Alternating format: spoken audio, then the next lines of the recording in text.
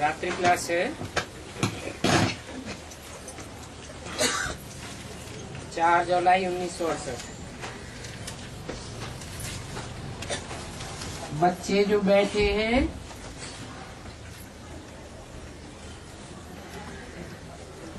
और ये जो नई बात है बच्चे समझते हैं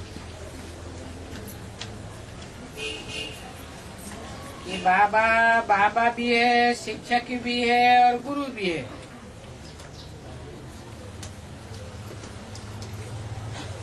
और इस याद में सभी बच्चों को बैठना चाहिए। स्कूल में टीचर को जरूर याद करते हैं और कोई का गुरु है तो गुरु को याद करते हैं। और यहाँ तो ये वंडरफुल बात है कि एक ही बाप है, एक ही टीचर है और एक ही गुरु है।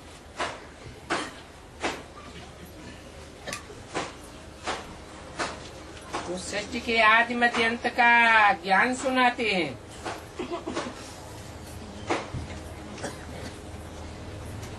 टीचर है तो मालूम रहता है कौन सी शिक्षा देनी है।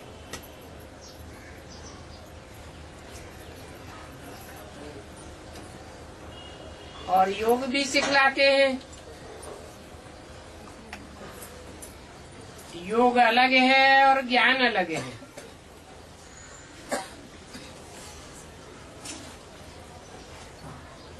याद में बैठने से बच्चों को खुशी होगी।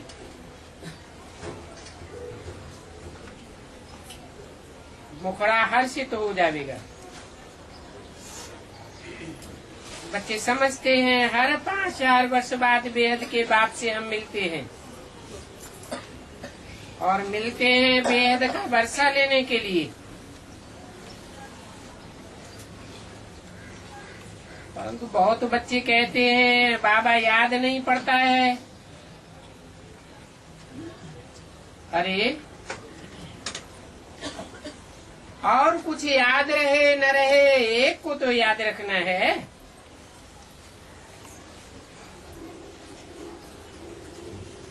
कि वो बाबा भी है, टीचर भी है।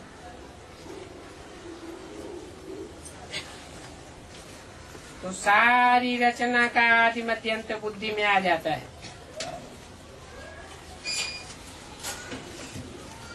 ये भी मालूम है अभी हम वापस जाते हैं क्योंकि बाप लेने आए हैं। याद की यात्रा से हम पवित्र बन जाते हैं तो हम जाते हैं। और तुम ये भी समझाते हो कि ईश्वर सर्वव्यापी नहीं है क्योंकि सारी दुनिया तो कहती है ईश्वर सर्वव्यापी है। और तुम कहते हो कि वो सर्वव्यापी नहीं है, वो तो एक व्यापी है। हम उसे एक व्यापी को याद करते हैं।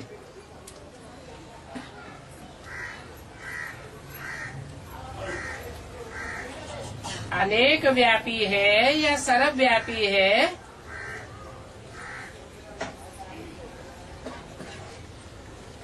तो तुम समझ जाते हो कि ये तो रावण राज्य है, आसुरी राज्य है। परंतु ऐसा समझने वाले अपन को असुर समझते नहीं है। पहले तुम भी नहीं समझते थे, नहीं समझते थे तो रावण का पुतला बनाए जलाते थे, क्या क्या करते थे, अपन को ही ठगते रहते थे। अपन को ठगते ठगते तुम्हारी जेब ही खाली होती रही। पहले तुम्हारी जेब भरपूर थी परंतु माया ने आकर के तुम्हारी बुद्धि रूपी सारी पाकिट काट ली। जैसे कोई जेब कटे होते हैं ना, तो हम सो का अर्थ भी बाप ने समझाया है कि हम सो ब्राह्मण हैं, फिर हम सो देवता, क्षत्रिय, वैश्य, शूद्र बनते हैं।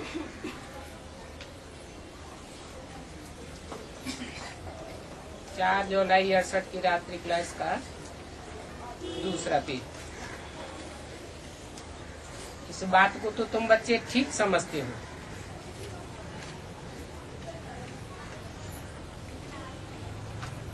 ऐसे तो नहीं है कि तुम कोई गस्सा मारते रहते हो। अभी तुम फील करते हो शास्त्रों में जो कुछ पढ़ा है वो सभी गस्से ही गस्से थे, और खर्चा करते करते जब खाली एकदम इंसॉल्वेंट बन गए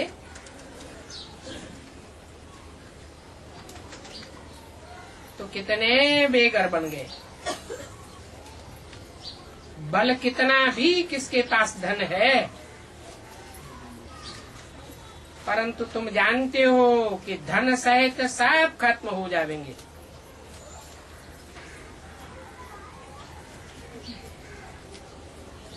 तुम बच्चे तो भरपूर हो जाते हो,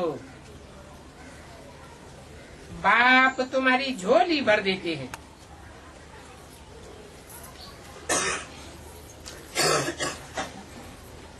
तो देखो, बाप आकर के झोली भरते हैं और हम खाली कर देते हैं। भक्ति मार्ग में झोली खाली हो जाती है ना, और ज्ञान मार्ग में बाबा झोली भर देते हैं। तब ही बाप समझाते हैं मनुष्य बिल्कुल पत्थर बुद्धि है। और यहाँ तो तुम बाप के टीचर, बाप और टीचर और सदगुरु तीनों के संग में रहते हो, तो कितना बल मिलता है, खुश भी होते हो। कोई की दिल होती होगी कि 3 दिन ही सही बाप के सन्मुख आकर के हम रिफ्रेश होकर के जाएं। बाबा की तो मना नहीं है। हाँ, सर्वसेबल बच्चा हो जो बाप समझे ये रिफ्रेश होकर के जाएंगे तो कमाल करेंगे। बाकी सर्विस नहीं करते हैं वो आकर के क्या करेंगे।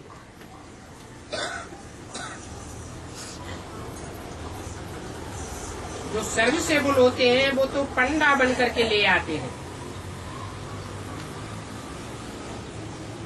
बाप के सन्मुख सुन करके रिफ्रेश होते हैं।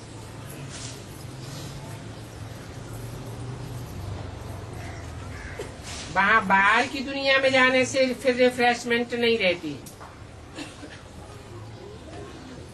तो वो सारा वायुमंडल गोरख धंधे का रहता है। तुम बच्चे घर की बातें तो यहाँ सुनते नहीं हो,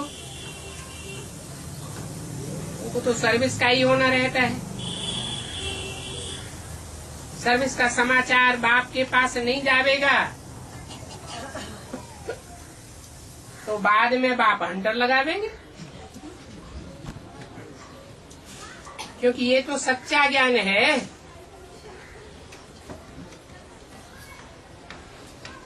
शंकर के लिए समझ लेते हैं कि वो झोली भरते हैं, क्योंकि शंकर को साकार में देखते हैं ना।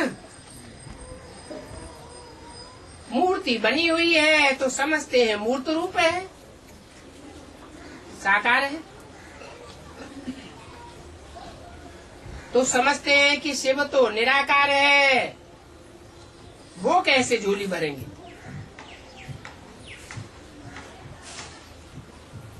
तो तो देखो कितना कंट्रास्ट है। एक तरफ कहते हैं विनाश करते हैं, कौन? शंकर। फिर कहते हैं झोली भरते हैं। अब दो कामों में से एक ही काम करेंगे ना, या तो झोली भरेंगे या तो विनाश करेंगे। तो देखो भक्ति मार्ग में तुम्हारा सारा जेब ही कट जाता है। शास्त्रों में कितनी कंट्रास्ट की बातें हैं। अभी तुम समझते हो कि हम आए हैं झोली भरने, किससे? शिव बाबा से। कल्प कल्प हम बाप के पास आकर के धनवान बनने आते हैं, और बाप भी आते हैं ड्रामा प्लान अनुसार, हमारे बुलाने से नहीं आते हैं। हम उनको पुकारे या न पुकारे, जब उनको आना है तो आना ही है।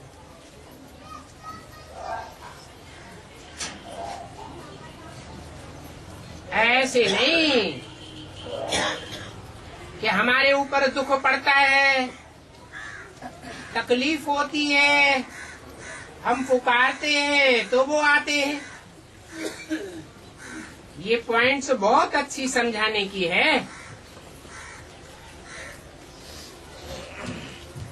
और एक पॉइंट भी पक्की कर ली तो बेड़ा पार हो जाएगा। बेहद के बाप को याद करो तो बेड़ा पार है। बेहद के बाप से बेहद का जेब भर जाता है। बेहद का जेब क्या है?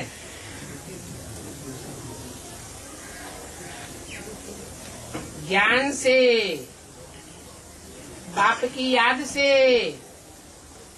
दिव्य गुणों के भंडार से और ईश्वरीय शक्तियों से बुद्धि रूपी पॉकेट भर जाती है, और साथ ही साथ तुम्हारी आय भी बड़ी हो जाती है। इतनी बड़ी आय हो जाती है जो कब काल तुमको अचानक खा नहीं सकता। तुम जब चाहेंगे तब शरीर छोड़ेंगे। काल को हुक्म नहीं है आने के लिए, क्योंकि तुम काल पर जीत पहनते हो। और ये बात सुनने के लिए, रिफ्रेश होने के लिए तुम आते हो। बाप भी कहते हैं आज मैं तुमको नई नई बुझी बुझी बातें सुनाता हूँ, और सारी बातें कितनी अच्छी रीति समझाते हैं। सिर्फ कहते हैं कि अपन को आत्मा समझ मुझ बाप को याद करो। ऐसी बात में भी तुम मुझते रहते हो। अरे बाबा, हम कैसे अपन को आत्मा समझे? अरे ये तो बहुत सहज है, तुम तो हो ही आत्मा। आत्मा भ्रकुटी के बीच सितारा है।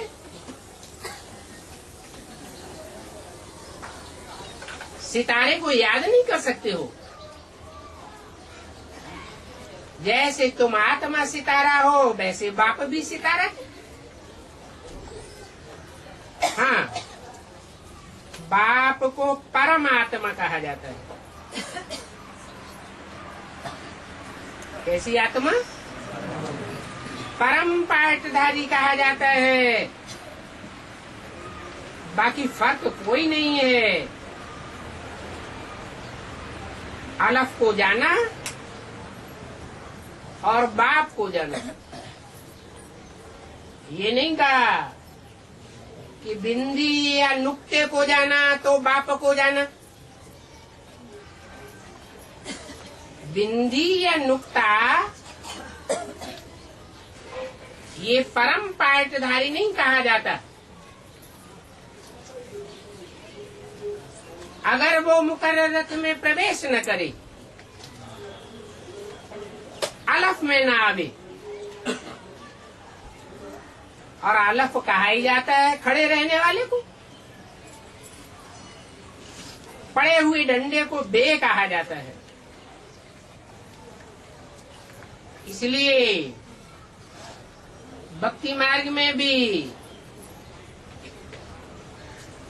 विष्णु को, शंकर को याद करते हैं, मूर्ति बनाते हैं, मंदिर बनाते हैं, पूजा करते हैं, और वे को याद नहीं करते। क्यों नहीं याद करते? है? क्योंकि वे ब्रह्मा को कहा जाता है। दूसरा अल्फाज है, वैसे भी नंबर 2 को अच्छा नहीं माना जाता। माँ से कोई वर्षा नहीं मिलता है, वर्षा बाप से मिलता है। और बिंदी को भी बाप नहीं कहा जाता, बिंदी बाप से वर्षा नहीं मिलता है, क्योंकि तुम्हारी याद भी प्रवृत्ति मार्ग की है, निवृत्ति मार्ग की याद नहीं है। इसलिए बोला है न सिर्फ साकार को याद करना है और न निराकार को याद करना है। साकार में निराकार को याद करना है, प्रवृत्ति मार्ग की याद।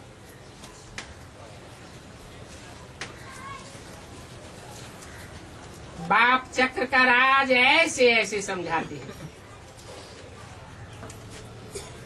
गायन भी है, उपजाएं, ढीलनिया, वो भी स्वर्ग की मालिक बन जाती हैं।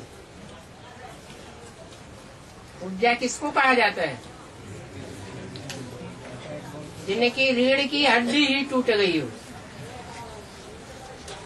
ज्ञान मार्ग में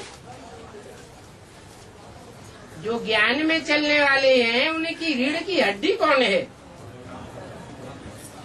बाप दादा ही बैकबोन है, और बैकबोन बाप दादा ही जिनकी बुद्धि से टूट गया, तो समझो रीढ़ की हड्डी ही टूट गई। फिर ऐसे नहीं है कि उन वंचित आत्माओं को बाप उठाते नहीं है। नहीं, ऐसी कुब्जाओं के लिए भी ज्ञान है कि उनको भी सीधा कर दिया ज्ञान मार्ग में चलने के लिए। और बिलनी किसको कहा जाता है? बिलनी शूद्राणी को कहा जाता है। शूद्रों ने कहा जाता है जो व्यभिचारी होते हैं। ऐसी व्यभिचारिणियों को भी बाप आकर के अपना लेते हैं। स्वर्ग का मालिक बनाई देते हैं। तुम जानते हो कि हम आए हैं ना स्वर्ग के मालिक बनने के लिए, और मधुवन का तो गायन है। यहाँ तुम आते ही हो बाप से खजाना लेने के लिए। तुम बच्चों को तो धन भी मिलता है, और बेहद का धन मिलता है। ये बेहद का धन ऐसा है जो स्थूल धन इसी जन्म में बन जाएगा। तुम्हारे जैसा हद का और बेहद का साहूकार दुनिया में कोई भी नहीं होगा। सिर्फ एक जन्म के लिए ही नहीं, जन्म जन्मांतर के लिए तुम भरपूर बन जाते हो और काया भी निरोगी बन जाती है।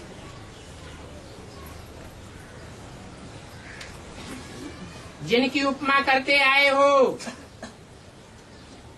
वो अभी तुम बनते हो। दुनिया में तो किसी को भी पता नहीं है, ये ब्रह्मा भी नहीं जानते थे।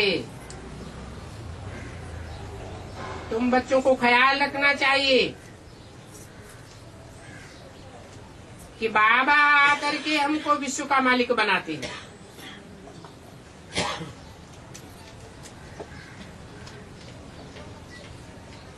ऐसे नहीं कि सिर्फ ब्रह्मा के तन में आते हैं, ज्ञान सुनाते हैं और हम विश्व के मालिक बन जाते हैं। नहीं, ब्रह्मा को तो बाबा इसलिए कहा जाता है कि वो वयोवृद्ध थे। बाकी ऐसे नहीं है कि उसे शिव बाबा कहेंगे। शिव बाबा तो प्रैक्टिकल में आते हैं। क्या करने के लिए? हमको विश्व का मालिक बनाने के लिए आते हैं। और विश्व के मालिक बनाने वाले को तुम याद भी करते आए हो। भक्ति मार्ग में कितना याद किया है। तुम कहाँ भी जाकर के देखेंगे, मंदिरों में शिव बाबा को फूल, फल, दूध आदि चढ़ाते हैं ना।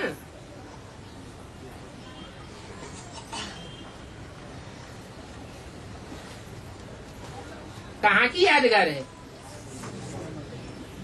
जरूर संगम युग में तुमने ये चैतन्य में कार्य किए हैं। लक्ष्मी नारायण के मंदिर कहेंगे,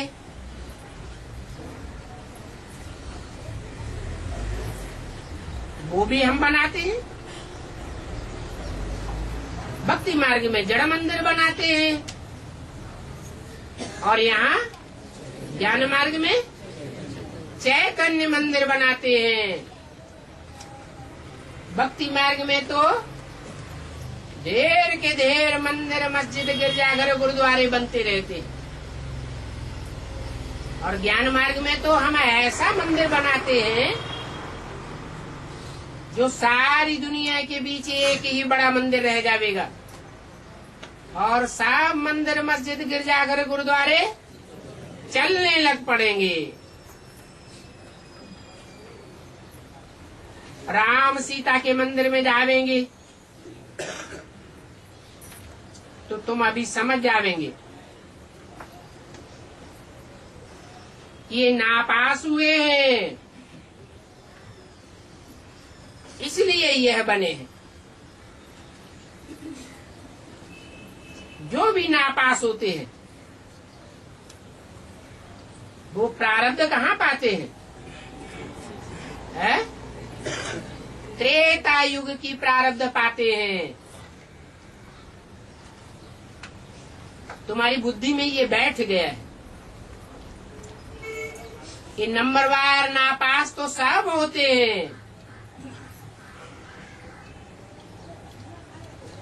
ये भी जानते हो ये सारी दुनिया मिट्टी में मिल जाएगी।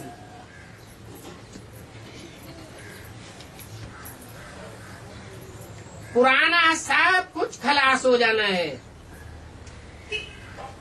फिर तुम बच्चों को सभी कुछ नया मिलेगा।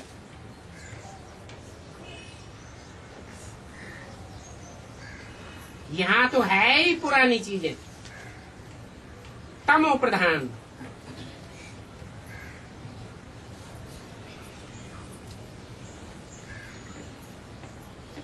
सुखदाई के लिए कितना माथा मारते रहते हैं।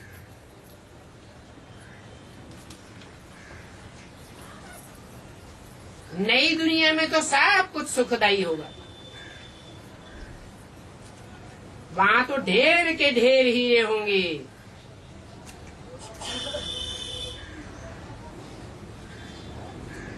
जड़ हीरों की बात है। जो भी आत्मा रूपी हीरे होंगे, नई दुनिया में सब चमक मारने वाले सुखदायी होंगे।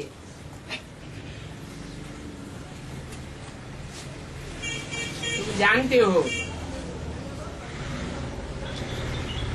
बड़े बड़े राजाओं के महलों में बड़े बड़े हीरे रहते हैं।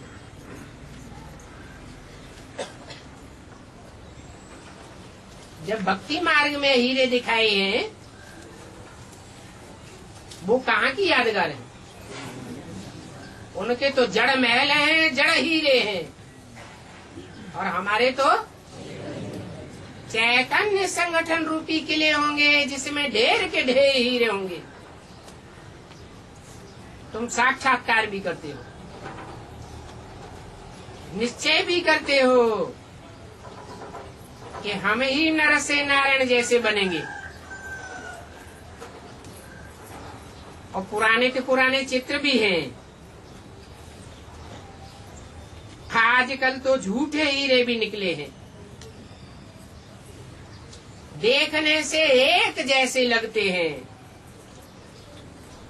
कोई समझ भी नहीं सकता कि सच्चे हैं या झूठे हैं। सच्चा और झूठा कोई भी नहीं समझ सकते। अभी ये तो युद्ध का मैदान है। कोई इस बात को समझते हैं कि ये हमारा युद्ध का मैदान है। माया हमको भरमाई देती है और बाप हमारी बुद्धि को ठिकाने लगाते हैं। कोई तो हीरे को हाथ में आकर के छोड़ देते हैं और बदले में कांच के रथा उठाए लेते हैं। अब कांच के रथ तो दुखी ही देंगे ना।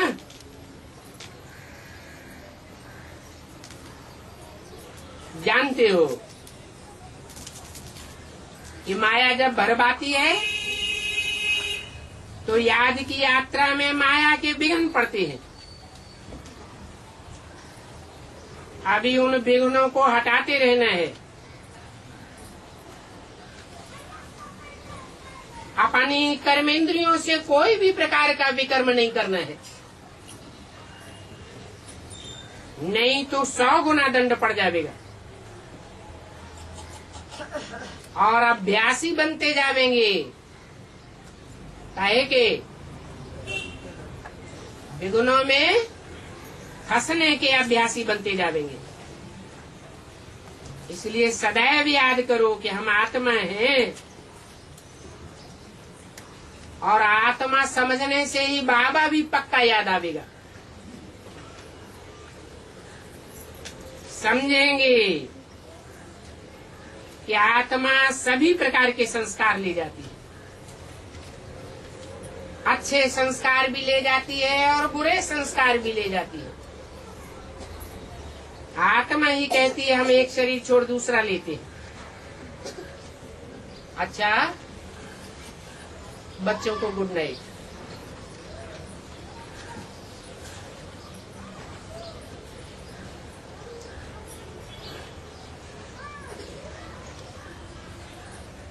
आज का प्रातः क्लास है 3 जुलाई 1968।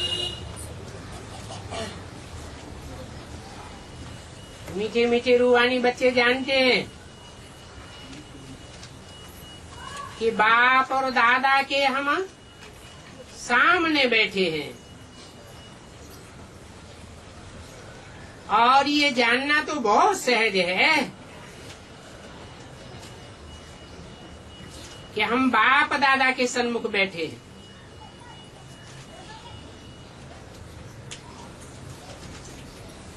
बाप दादा के मुकाबले और सारी दुनिया हमारी विमुख बनती है, परंतु बाप दादा सदैव हमारे सन्मुख हैं।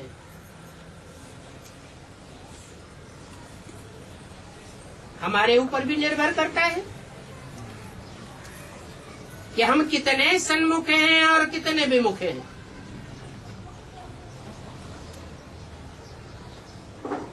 कोई साकार में सन्मुख होते हैं, फोटो खींचा जाए तो बाप के सन्मुख, और अंदर से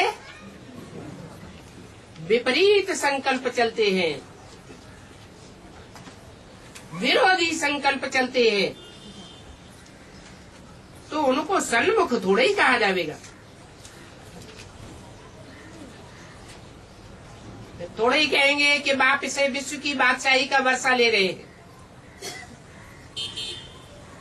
जो बाप से विश्व की बादशाही का वर्षा ले रहे होंगे वो अनुभव करेंगे कि हमारी खुशी बढ़ती जाती है। बादशाही पाना हमारा जन्म सिद्ध अधिकार है। जरूर जब सामने बैठे रहते हैं तो खुशी बढ़ती है, क्योंकि तुम अनुभव करते हो कि हम शिव बाबा के नजदीक आ रहे हैं और हम कोई मनुष्य आत्मा के नजदीक नहीं आ रहे हैं। जानते हो शिव बाबा इस पर्टिकुलर मनुष्य के तन में बैठे हुए हैं। यहाँ बैठे जरूर अतीन्द्रिय सुख में बैठे होंगे। अगर बाप की याद में है तो हर एक अपने दिल से पूछे, हम बाप की याद में बैठे हैं और हमको बाप का वर्षा राजाई याद रहती है, और तो कोई ऐसा सत्संग नहीं होता है जिसमें बच्चों को बाप और बाप का वर्षा याद रहे। यहाँ तो है ही बाप और बाप की बादशाही। बाप के पास तुम बैठे हो तो बाप और वर्षा जरूर याद पड़ेगा। वहाँ बाहर की दुनिया में रहते हो तो उतना याद नहीं रहेगा। भले वहाँ भाई भाई हो बैठते हो, परंतु यहाँ तो बाप के सामने भाई भाई हो करके बैठते हो। फर्क हो जाता है। बाप के सामने बैठने से जरूर बाप याद आवेगा और बाप का वर्षा याद राजाई भी याद पड़ेगी। बाबा कहते हैं ऐसी याद में बैठो। बाप के साथ वर्षा जुड़ा हुआ है। बाप की याद से बुद्धि में विश्व की बादशाही जरूर याद आती रहे। अगर याद रहती है तो जरूर अंदर में बड़ी खुशी होती होगी। बहुत बड़ी ते बड़ी लॉटरी है और ये कोई कम बात नहीं है। उस दुनिया में तो बड़ा हंगामा होता रहता है। कांटों का ताज लेने के लिए कितना हंगामा करते हैं,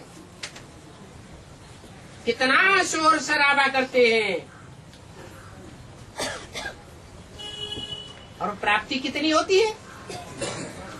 अल्पकाल की। सो भी कांटों का ताज मिलता है, अंदर से भयभीत भी होते रहते हैं। और यहाँ तो कोई हंगामा नहीं। तुम कितना शांत होकर के बैठते हो।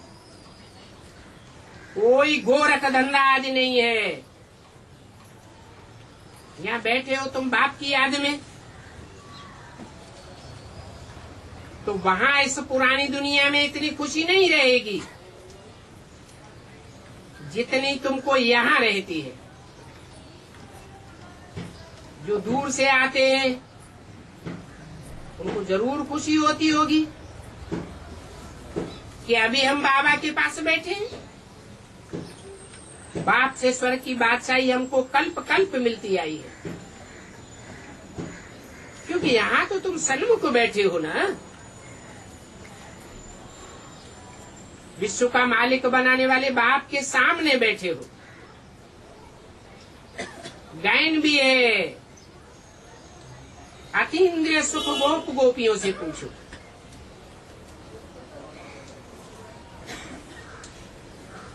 क्योंकि बेहद की राजाई देने वाले बेहद के बाप के सामने बैठे हो। सामने बैठे हो तो जरूर राजाई याद रहेगी। ये भी जानते हो कि नई दुनिया स्वर्ग को कहा जाता है, और बाप ही आकर के नई दुनिया रचते हैं। स्वर्ग किसको कहा जाता है? स्वयं स्थिति में जाने वालों को स्वर्ग कहा जाता है। और स्वयं स्थिति की रचना बाप ही आकर के हमको परिचय देकर देते हैं।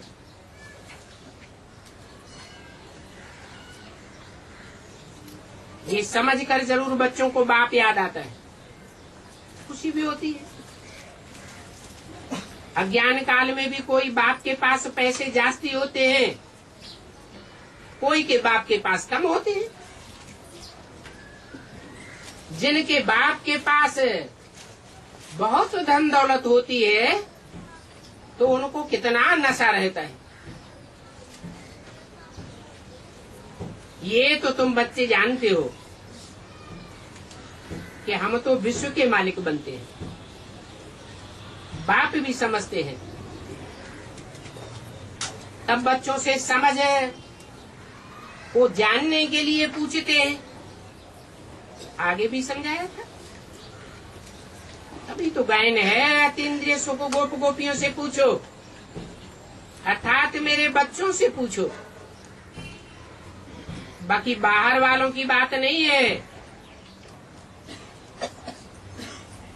गोप गोपियां माने ही तुम मेरे बच्चे। बच्चों से पूछते हैं, जब मुझे अपने बाप को तुम इसमें देखते हो तो कितनी खुशी होती है। यहाँ बैठो तो आंतरिक खुशी में होकर बैठो। यहाँ से बाहर में जाते हो तो फील करते हो बरोबर सन्मुख बैठने से बहुत खुशी होती है। बाहर जाने से जैसे खुशी एकदम बिगड़ जाती है, क्योंकि और तरफ बुद्धि का योग चला जाता है। क्यों चला जाता है?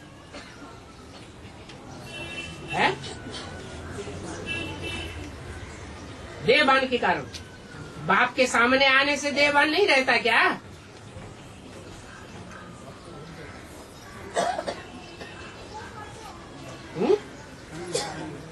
हाँ, मुख्य बात है संग का रंग। संग का रंग भी तब लगता है जब बाप साकार में आते हैं। कोई साकार का संग लेने के लिए तुम बच्चे नहीं आते हो। तुम साकार में किसको देखते हो? निराकार बाप को देखते हो, तो संग का रंग लगता है। और फिर सारी बात स्मृति के ऊपर है। जैसे ब्रह्मा बाबा की गोद में कोई जाते थे तो बाबा पूछते थे किसकी गोद में आए हो? कोई कहते थे ब्रह्मा बाबा हम आपकी गोद में आए हैं, तो बाबा कहते फेल। अगर बोले कि शिव बाबा की गोद में आए हैं तो पास हुए, तो क्या अंतर पड़ा है? इस स्मृति का ही अंतर है। आए तो हैं, लेकिन स्मृति में क्या है? तो शिव बाबा की तरफ बुद्धि का योग जाना चाहिए। 63 जन्म के आदि हो संग का रंग लेने के, बल बाप के पास आते हो तो भी स्मृति में रहना चाहिए कि हम ऊंच ते ऊंच बाप के पास आए हैं। और ये भी जानते हो कि यहाँ हम एक ही बाप के सामने बैठे हैं, तो जरूर बाप की याद में होंगे तो खुशी होगी। अगर खुशी नहीं रहती है तो जरूर याद में कोई घोटाला है। अगर कहाँ बाहर वाले को याद करते होंगे, मानो कोई को अपना गांव याद आवेगा, कोई को अपने बाल बच्चे याद आवेंगे, तो खुशी गायब हो जाएगी। यहाँ तो है ही एक बाप, तो नरक से बुद्धि निकल जाती है।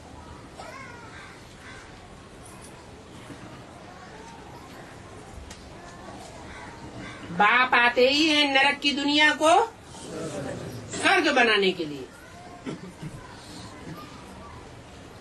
तो बाप की रचना में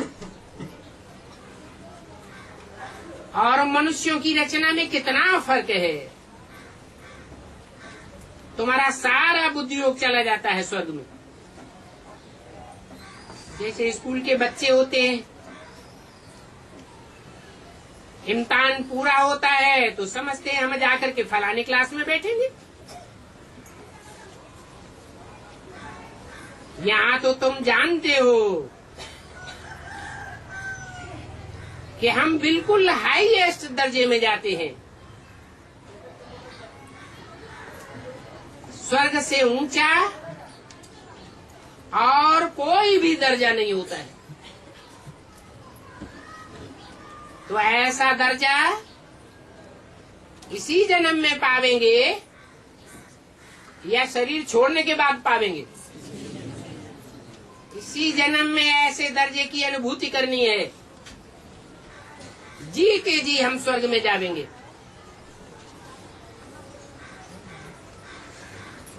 वहां दुख नहीं होगा, भले दुख की सीनरी दुनिया वाले महसूस करेंगे, लेकिन हमारी आत्मा महसूस नहीं करेगी।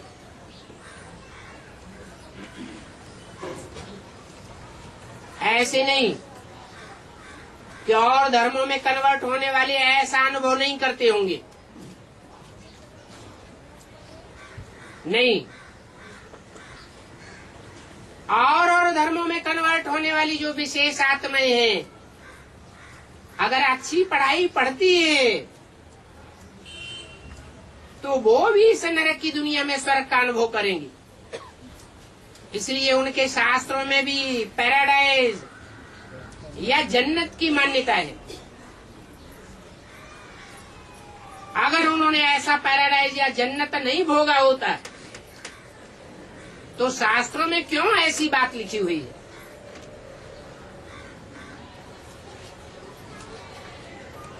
ये भी तुम जानते हो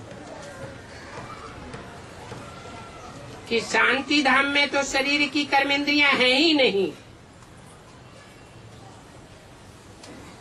और कर्मेंद्रियों के बगैर सुख या दुख नहीं भोगा जा सकता। तो शांति धाम में जाने से पहले ही तुम बच्चों को ये इम्तिहान पास करना है। परंतु इसके लिए कैसी स्टेज बनानी है? निराकारी, निर्विकारी, निरहंकारी स्टेज यहाँ ही बनानी पड़े। जैसे बाप के लिए भी बोला है कि बाप साकार से आकारी बना, आकारी से निराकारी, फिर साकारी बनेगा। तो जो बाप के लिए वो बच्चों के लिए। बाकी वहां ऊपर में तो है शांति धाम, वहां तो तुम चुप रहते हो। यहाँ भक्ति मार्ग में बुद्धि कितनी भटकती है, और बाप आकर के भटकने से निकालते हैं। तो जब बाप की मुरली सुनते हो तो मुरली सुनते सुनते कोई तो चौंक जाते हैं। इसलिए जब अपनी चेकिंग करते हैं कि हमारी बुद्धि तो बाहर भटक रही थी, बुद्धि तो बाप की तरफ लगानी चाहिए। अगर बाहर में बुद्धि होगी तो ये प्रैक्टिस पक्की होती जाएगी, और उनको फिर स्वर्ग के सुख नसीब नहीं होंगे। इस दुनिया में स्वर्ग अनुभव नहीं कर सकेंगे।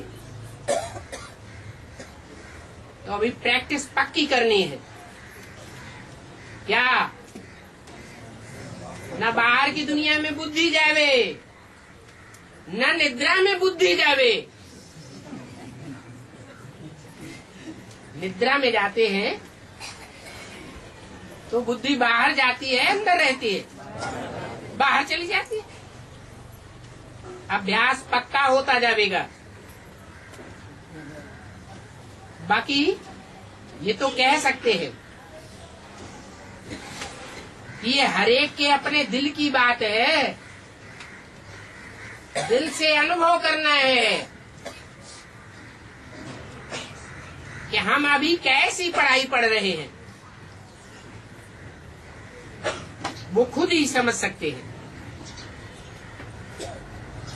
ऐसे भी नहीं है कि बाप कोई अंतर्यामी है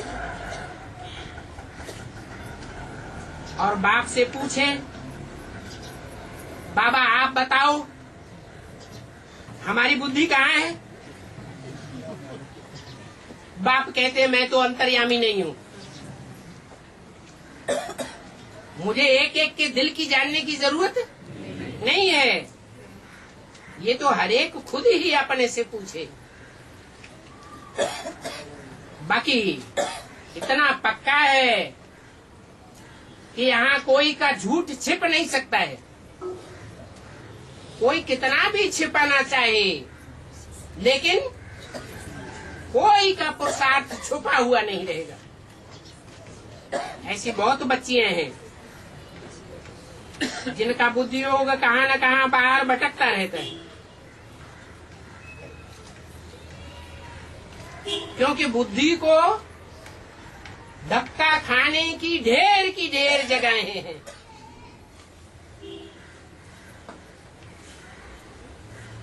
और याद करने की सिर्फ एक जगह है। आधा कल्प हमारी बुद्धि भटकती रही, धक्के खाती रही, कहाँ न कहाँ भटकने के आदी हो गए। ये भी समझते हो अगर बाप को याद नहीं करते होंगे, बुद्धि एक जगह नहीं होगी, तो जरूर कहाँ न कहाँ बुद्धि धक्के खाती होगी। तो क्या समझना चाहिए है कि 63 जन्म हमने ऐसे ही और आत्माओं से धक्के खाए हैं, और आत्माओं ने हमको अपने में लटकाया है। वो रिहर्सल अभी होती रहती है। जैसे स्कूल में बच्चे बैठे रहते हैं, कोई बच्चे तो बहुत अटेंशन से पढ़ते हैं, कोई नहीं पढ़ते हैं। कम पढ़ने वालों की बुद्धि और तरफ भटकती रहेगी। यहां भी ऐसे होता है। कोई की यहां बैठे बैठे बुद्धि लंदन की तरफ जाती रहती है, अफ्रीका की तरफ भागती होगी। ऐसे होता है। हा? ये लंदन और अफ्रीका का नाम क्यों लिया है?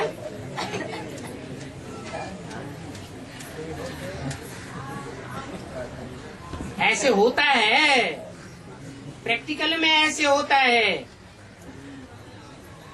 भक्ति मार्ग में भी कोई बैठे बैठे रामायण पढ़ते हैं तो सुनने वाले को देखते हैं ये तो तबाही होकर के बैठा है।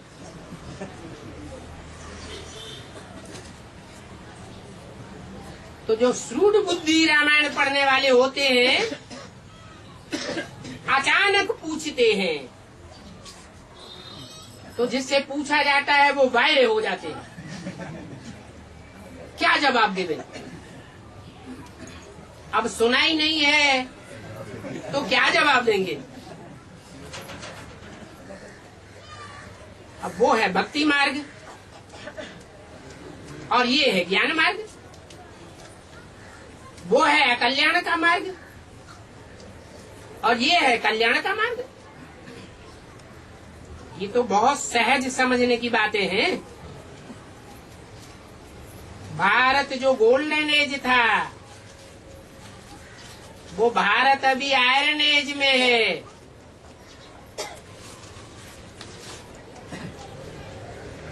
तो फिर बाप को याद करने से अभी गोल्डन एज में जाते हो। ये भी जानते हो कि बाप हर 5-4 वर्ष बाद आते ही रहते हैं आयरन एज को गोल्डन एज बनाने के लिए। तो जिनको आयरन एज से फर्स्ट क्लास गोल्डन एज में जाना होगा वो कभी भी पढ़ाई को मिस नहीं करेंगे। 1-2 मिनट भी फर्क नहीं पड़ना चाहिए। तुमको पतित से पावन बनाने के लिए बिल्कुल एक्यूरेट टाइम पर आता हूं कि 1-2 मिनट का फर्क पड़ता है। 1 सेकंड की भी देरी नहीं करता हूं। ड्रामा में फर्क पड़ ही नहीं सकता। तो बाप समझाते रहते हैं मीठे मीठे बच्चे अभी स्वदर्शन चक्रधारी भव।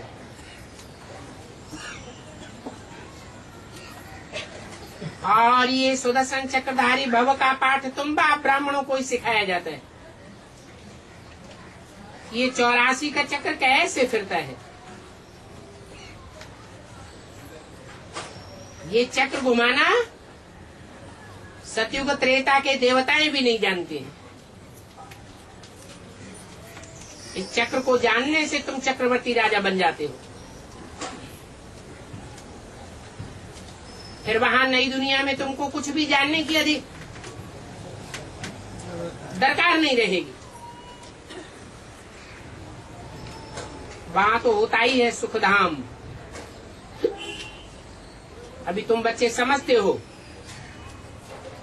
ड्रामा के प्लान अनुसार हम भैया अपने सुखधाम में जा रहे हैं।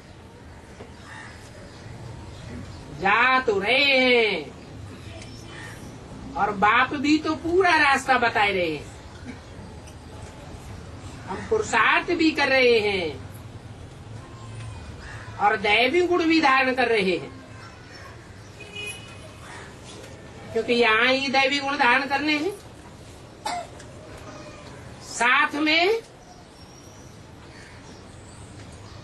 बैज भी बुद्ध रूपी पैकेट में पड़ा होना चाहिए।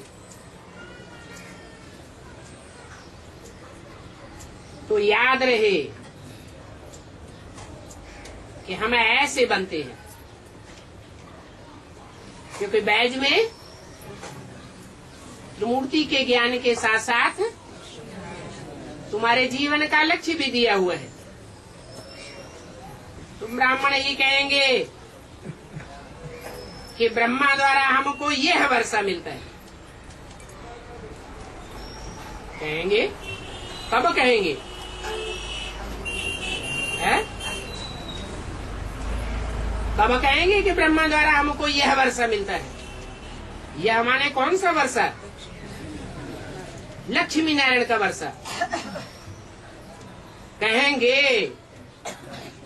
माना भविष्य में वो टाइम भी आने वाला है जब तुम कहेंगे दुनिया वालों को कि हमको यह वर्षा मिलने वाला है नंबरवार पुरुषार्थ अनुसार। इसके द्वारा? ब्रह्मा द्वारा। ब्रह्मा तो सभी छोड़ दिया, बल शरीर ही छोड़ दिया, तो भी ब्रह्मा की आत्मा कोई परम धाम वापस नहीं चली गई, वो इसी दुनिया में पार्ट बजाती रहती है। तो ये बैज बहुत बहुत वैल्यूबल है, तुमको वैल्यूबल बनाता है। बल ये बैज पाई पैसे की चीज है, परंतु यह इस समय तुम्हारे बहुत बहुत काम की चीज है।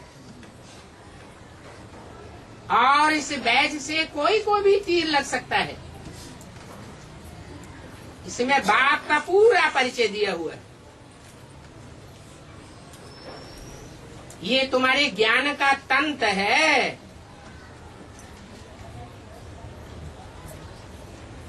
और बिल्कुल क्लियर है।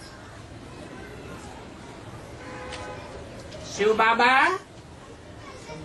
ब्रह्मा द्वारा विष्णुपुरी का मालिक बनाते हैं। पहले शांति धाम सुखधाम जावेंगे। बच्चे त्रिमूर्ति बनाते हैं, परंतु उस त्रिमूर्ति में गड़बड़ क्या किया है? त्रिमूर्ति में शिव का चित्र रखते ही नहीं है। क्यों नहीं रखते हैं? अरे शिव का चित्र नहीं रखते? शिव का चित्र होता है?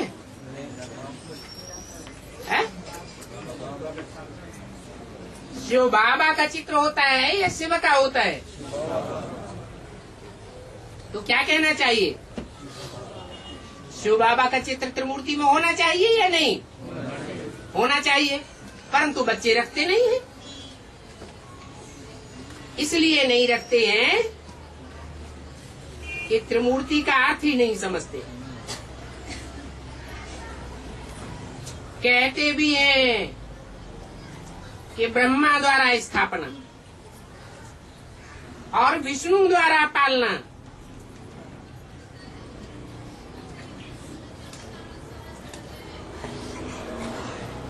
अभी तुम अर्थ को समझते हो? बाप हमको ब्रह्मा द्वारा विष्णुपुरी का मालिक बनाए रहे हैं।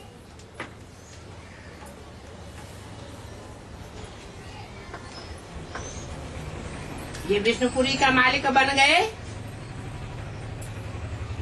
ये है अलफ को समझना।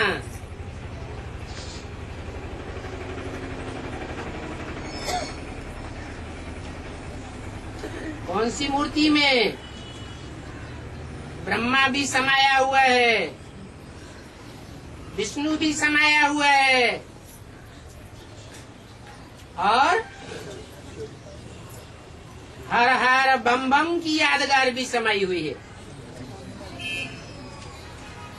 अगर उस अलफ को ही भूल गए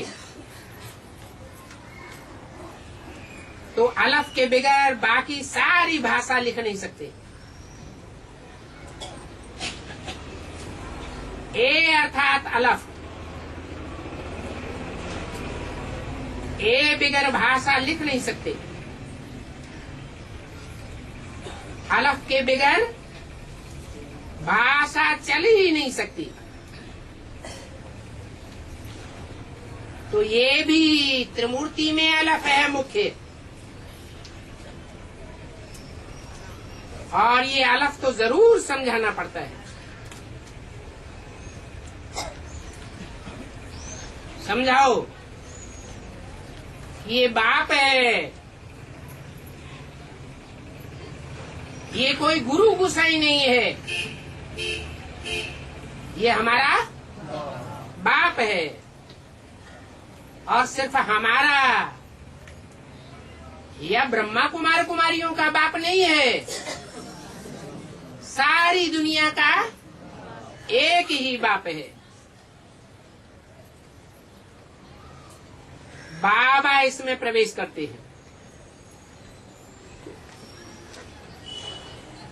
ओम शांति।